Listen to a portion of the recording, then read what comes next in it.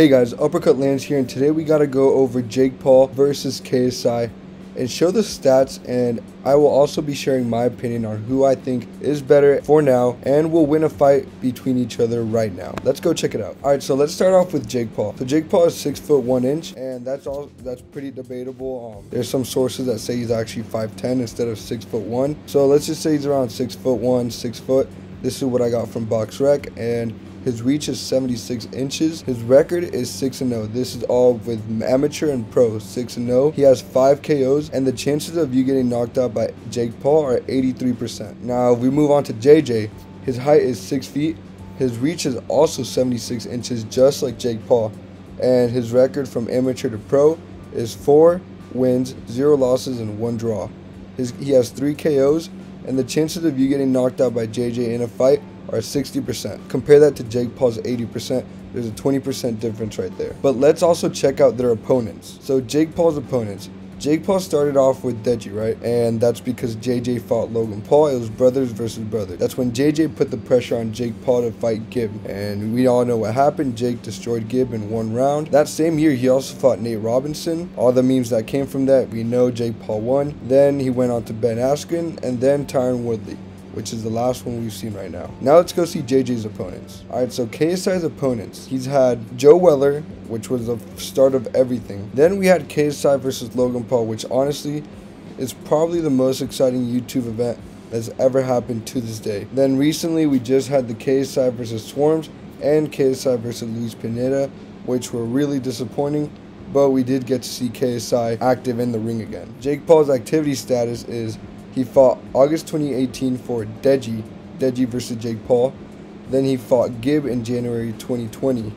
He also fought Nate Robinson that same year in November 2020. So he had 2 fights in 2020, and he had 3 fights in 2021 with Ben Askren, Tyron Woodley 1, and Tyron Woodley 2. And he should have had more fights in 2022, but you know, we had the Tommy Fury one.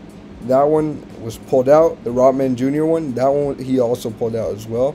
So we should have seen at least 1 or 2 fights this year, and unfortunately for Jake Paul, they both pulled out. But he will be fighting the Spider Anderson Silva, which will be really challenging for him. Now let's go on to JJ. So JJ, he fought February 2018, and that was with Joe Weller. 2018, he was really active. He had Joe Weller, and a couple months later, he had the Logan Paul fight, which was great for him. And we didn't see another fight till 2019, November 2019, and that was with Logan Paul again. That was a rematch. And then we just saw the 2 fights that just happened this year with Swarms and Luis Pineda. Now with all of this happening, I do think Jake Paul has taken more of a challenge. He's fought, I think Tyron Woodley would take on any fighter that JJ has fought, to be honest. And Anderson Silva, which Jake Paul will fight, will definitely beat any opponent that JJ has fought. And for that reason, I do think the winner is Jake Paul. He has had more challenging fights. He's also been a lot more active than JJ. Even though JJ had 2 fights this year already and Jake Paul hasn't had any fight this year, JJ's opponents weren't, you know, they were worse than any fighter he's ever fought. I think they were worse than Joe Weller. But Jake Paul, each time he fights, he steps it up a notch. Steps it up. And now he's fighting Anderson Silva, which I think will be a really great fight. So for these reasons, I do think Jake Paul is the winner for now. But let me show you why this could change. So the last opponent Jake Paul fought was Tyron Woodley. And right now we're seeing that JJ could potentially fight some great opponents right here. If he fights Tyron Woodley, then he beats Tyron Woodley in the same fashion that Jake Paul did, he's on the same level as Jake Paul. Unless, you know, Jake Paul knocks out Anderson Silva like crazy. But, you know, they're on the same level. And then we got Slim. Slim's a really good challenge for him too. I'm not sure if Slim would be as great as a Tyron Woodley fight, but Slim, we did see what he did to Temper, and I feel like Slim, the way Slim fights, his style and everything, would be a great challenge for JJ. I think JJ would beat Slim, but it would be a challenge. Now let's go to Tommy Fury. Tommy Fury, potentially this could be a fight too. Not sure if Tommy would take this fight, but if JJ takes on Tommy Fury, which is what Jake Paul wanted to do, then, I mean, he's still on the same level. Tommy Fury versus Tyron Woodley, I think that would be a great fight. Maybe Tommy Fury would win. And so I feel like if Jake Paul, Tyron Woodley, and JJ fights Tommy Fury, they're pretty even on that. Tommy Fury and Tyron Woodley are pretty even. And now the big rumor that's happening right now is that JJ is actually going to fight Joe. And Joe, he's an actual boxer. He's 11-0. I honestly think this would be a great fight. This would take JJ to the next level, I think.